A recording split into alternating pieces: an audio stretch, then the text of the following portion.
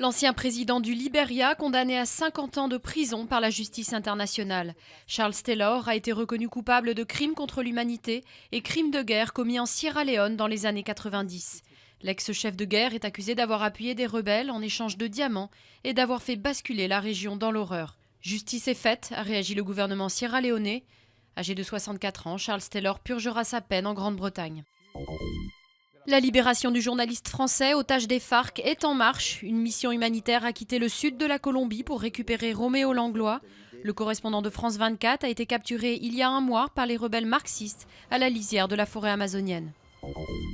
L'Émilie-Romagne panse ses plaies après les 2 violents séismes qui ont frappé cette région du nord de l'Italie en l'espace de 10 jours.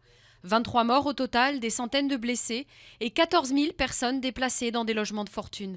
Traumatisées par les secousses incessantes, elles ne savent pas quand elles pourront regagner leur domicile. Comme promis par François Hollande, l'allocation de rentrée scolaire sera revalorisée de 25% à partir de septembre. 3 millions de familles, parmi les plus modestes, sont concernées par l'augmentation. Ridley Scott revient à la science-fiction avec Prometheus, l'histoire de scientifiques en quête du berceau de l'humanité sur une planète hostile.